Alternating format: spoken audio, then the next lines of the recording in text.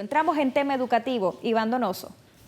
Gracias, Guadalupe. Tenemos que hablar sobre las reválidas, sobre la reparación de escuelas, en fin, todo lo que concierne al tema educativo. Está con nosotros don Mario Rodríguez, él es el director nacional de educación. Buenos días, don Mario, bienvenido.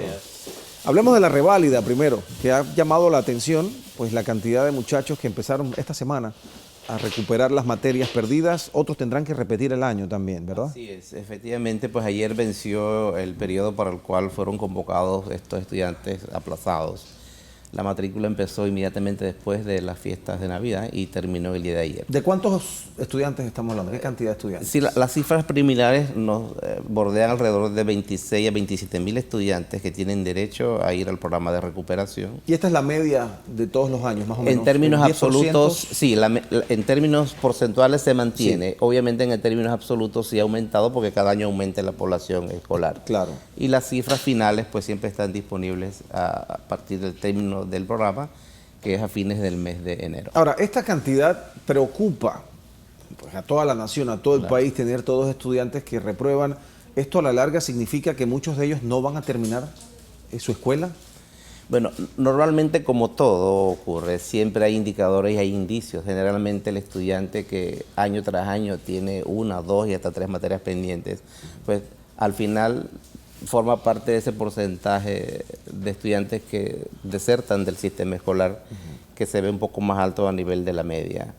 La aspiración que se tiene, y es por eso que se instaura este programa, aunque no corresponda directamente a lo que se pretende, porque recuperar en 3 semanas o allanar deficiencias acumuladas en el año escolar es muy difícil hacerlo en las 3 semanas, pero de algún modo se recupera al estudiante para mantenerlo en el aula, en el entorno escolar, y pueda reencontrarse, como decía yo en el Instituto Comercial Panamá, reencontrarse a sí mismo, sobre todo con la disciplina básica que le debe permitir no volver a incurrir en estas deficiencias del próximo año escolar. ¿En qué grados se dan primordialmente estos fracasos escolares? Mayoritariamente a nivel de premedia.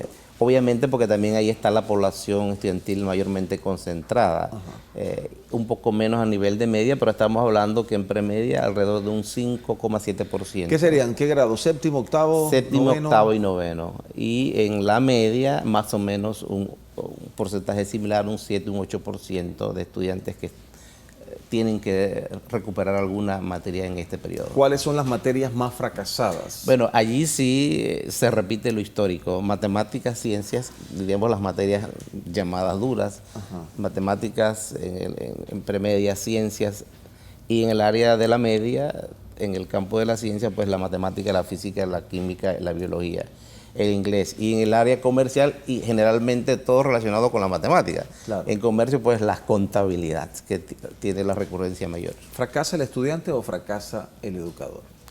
A mi modo de ver, fracasa el sistema, porque este porcentaje de estudiantes que representa un costo y que generalmente se alude a lo que nos cuesta esto, precisamente ese es el costo de la ineficiencia del sistema, es decir, se pone en cuestión la eficiencia del sistema educativo. Claro. Y ese es el costo que debemos pagar.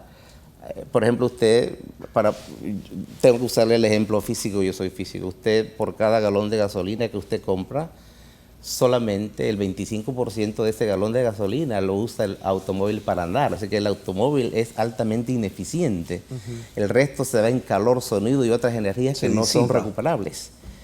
Igual ocurre, entonces nuestra ineficiencia está asignada por eso y tenemos que ir a minimizar, porque lo que se quiere es que el sistema responda precisamente a los problemas nacionales y que van vía a una formación más competencial en el caso de... ¿Han identificado ustedes cuál es la causa principal del fracaso de estos estudiantes año tras año? Bueno, le hablo con mi experiencia muy personal. Yo he sido profesor de física por 40 años en nivel medio y a nivel de la universidad.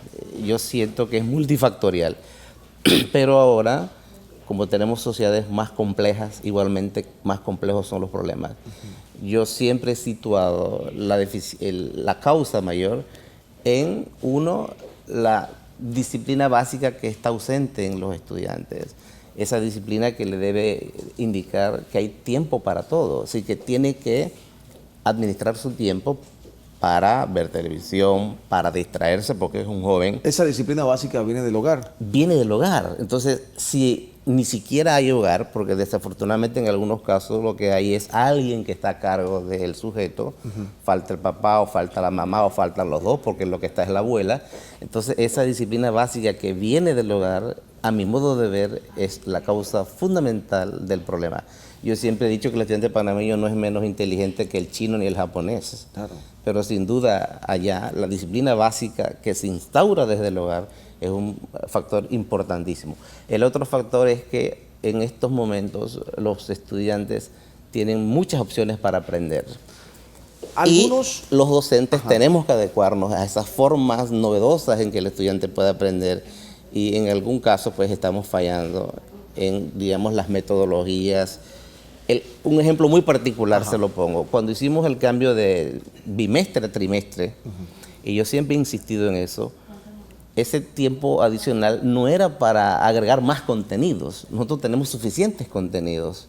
No era que si antes desarrollaba un folleto, ahora iba a desarrollar 3. Ese tiempo adicional precisamente era para aumentar las actividades de aprendizaje y evaluación, que si no hacía presentaciones, las podía hacer, que si no hacía laboratorios, que si no hacía debates o si no hacía charlas. Es decir, esas actividades adicionales que desarrollan nuevas competencias que en muchos casos tal vez estén haciendo la diferencia. Porque no queremos más de lo mismo, obviamente, más pruebas, más de todo. Eso obviamente tenemos que superarlo. Usted me dijo que tiene 40 años de Sí, ser gracias docente. a Dios, tengo 40 años de ser docente en la secundaria y en la universidad. Las nuevas generaciones de docentes hacen lo que hacían los docentes en el pasado. El esfuerzo ese, la milla extra, como se dice, de comunicarse con el acudiente cuando el estudiante anda mal, cuando está fracasando, o sea, poner al tanto al padre de familia de la situación que está viviendo su acudido. Tal como dije, pues la sociedad tan compleja que está, que hasta la movilidad se nos dificulta, sería no ser objetivo y decir que realmente es así.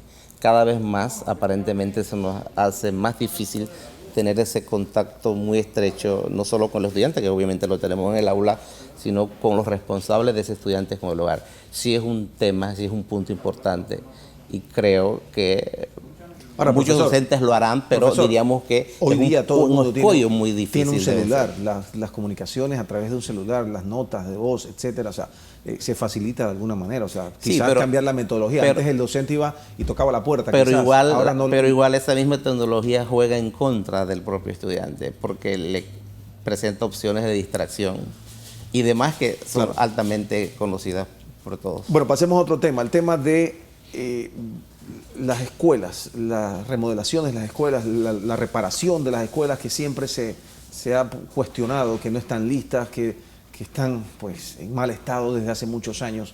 Hemos visto esta semana recientemente, vimos al presidente Varela, de hecho vimos un equipo de trabajo en una escuela, no recuerdo cuál era, pues haciendo una labor. ¿Es esta la tónica, lo que vamos a seguir viendo? ¿Se van a tener las escuelas listas? ¿Cuál es la proyección del ministerio? Bueno, en esta oportunidad lo que se ha planteado es una acción muy específica denominada En Verano Mi Escuela Primero, que pues quiere impactar a las 403 escuelas que tienen más de 500 estudiantes. Siempre se ha reclamado acuerdos de Estado para la educación. 400, se han hecho estudios, 403 ¿De escuelas. cuántas en total son? Esas son las que... En el país. 3.000 y tanto, Ok. pero esas Pero estas son de 403... 500 más estudiantes. Esas 403 concentran casi el 60% de la población estudiantil. En todo el país. En todo el país. Ok. Entonces, decía que siempre se ha recurrido a que debemos ir a discutir la educación como un tema de Estado, y hay estudios y demás. Bueno, este es apenas un ejemplo porque efectivamente a través de Meduca, MIBIOT y los entes de seguridad se va a impactar a estas 403 escuelas. Es decir, todo el aparato del Estado a través del gobierno y estas instituciones lo que pretenden es, en estos 79 días que contempla el proceso que empezó el 27 de noviembre, impactar esas 403 escuelas. Van a estar listas para el 29. En se los supone. temas básicos de limpieza de pintura, yo escuché a alguien decir que todo era pintura, creo que es un esfuerzo que va más allá de la pintura, la reposición de puertas, Claro. la reposición del sistema eléctrico en los casos que sea necesario, el tema de la plomería, que es fundamental para la sanidad, de manera que estas 403 escuelas deben estar en mejores condiciones de las que están ahora mismo. ¿Hay una proyección para construir una cantidad específica de colegios en esta administración del presidente Varela? Desde luego, el señor presidente, cuyo tema educativo pues siempre lo tiene muy presente, ha planteado, y es una necesidad, 50 nuevos centros escolares de gran envergadura. De aquí al 2019. De aquí al 2019. Y que Eso la hay que idea hacer es un que, gran esfuerzo. desde luego que sí, y que supone que esos centros escolares atiendan todos los niveles de la escolaridad, desde los niveles bajos de kinder, pre-kinder, premedia y media. Aparte de eso, este esfuerzo se complementa con 703 otras escuelas pequeñas a través del programa Mi Escuela Primero Comunitario. Afortunadamente, y tengo que decirlo así, y que no se malinterprete este término de afortunadamente, 180 juntas comunales pudieron complementar su proceso y ya tienen 180 juntas comunales, 703 escuelas debidamente en regla para atender a través de los fondos que se les asigna por el proyecto de Mi Escuela Primero Comunitario. De manera que el impacto no solamente va dirigido a las 403 esto grandes. No tiene nada que ver con la descentralización, son presupuestos absolutamente distintos, nada totalmente. que ver. Son fondos adicionales que tienen todo el proceso que establece la Contraloría, que los representantes han resentido como muy largo y tedioso, Claro. pero que es necesario para asegurar la transparencia y para que efectivamente, sobre todo, y eso lo ha insistido la señora ministra, llegue la reparación a estas escuelas pequeñas, que es difícil que cualquier compañía o empresa quiera ir a reparar por un monto que no les necesariamente conveniente. Profesor Rodríguez, hablando de fondos, a lo largo del 2015 estuvimos escuchando quejas de docentes en todo el país que no recibían sus pagos, que no se les estaba dando pues su salario. ¿Qué sucedió en este Bueno, caso? hay dos dimensiones. Una de pagos de reciente, es decir, deudas de reciente data que se han estado saldando, casi ya no se debe nada por efecto del cese, pero hay una deuda histórica acumulada que debe alcanzar casi los 5 millones de dólares, que la señora ministra lo ha reiterado, y que en el tiempo data hasta 10 años atrás. Pero estos no son salarios de mes a mes. No, son Porque es lo que tengo entendido. derechos ganados porque usted cambió de categoría, porque usted trabajó en área de difícil acceso y tenía que dársele un bono adicional. Pero esa no era la queja era que no les estaban pagando su salario, sus quincenas. Entiendo que ese tema está resuelto. Sí, es una muestra de lo que dije antes, la ineficiencia del sistema educativo. Claro. Los sistemas de organización de la información obviamente todavía requieren algún tipo de apuntalamiento. Aparte de que sí, en el caso de estos profesores que demoraron mucho en trabajar, errores en la forma en que se tramitaron los documentos, hay que volver, es decir, toda una, por así decirlo, tramitología que ahondó más en contra de que el pago se hiciera a tiempo. Pero en términos generales, hasta este momento entiendo que no debe haber ningún docente que en función de su esfuerzo laboral no haya sido debidamente compensado. ¿Piensa usted que se están haciendo las cosas diferentes en el Meduca con la administración de la ministra Marcela Paredes de Vázquez a lo que se ha hecho en el pasado, para mejor? Hablando en términos objetivos, yo Sí. pienso que sí. Por lo menos en el caso muy particular, hemos estado muy al tanto del plan estratégico que ha compartido la señora ministra y también de las acciones que nos competen desde la Dirección General.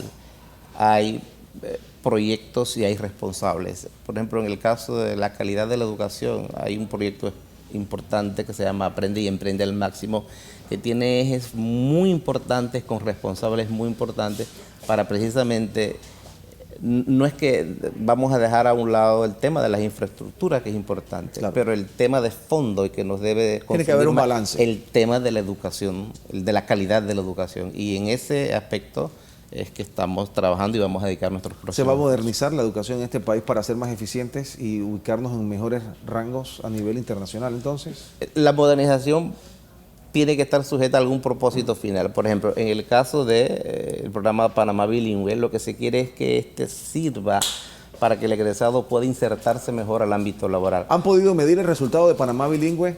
Desde luego, y Se fueron unos profesores desde ahora luego, recientemente, y militando. desde luego que sí. La novedad, por así decirlo, de Panamá Bilingüe este año hay 100 estudiantes egresados del After School Program que van a Barbados, a la Universidad de Barbados, para perfeccionarse en el inglés. Correcto. Y al regresar, insertarse en el ámbito laboral en los temas logísticos y de turismo. Eso es novedoso porque de algún modo está no solo respondiendo a la formación del individuo, sino mejorándolo para su inserción laboral en un campo que necesariamente sí necesita esas competencias, como es el turismo y la logística. Profesor, habría para hablar toda la mañana, pero bueno, el tiempo es nuestro peor enemigo. Gracias por pasar por acá y pues a compartir con nosotros toda esta información. Siempre que me inviten aquí vendré a hablar de la educación nacional. Cómo no, muchas gracias.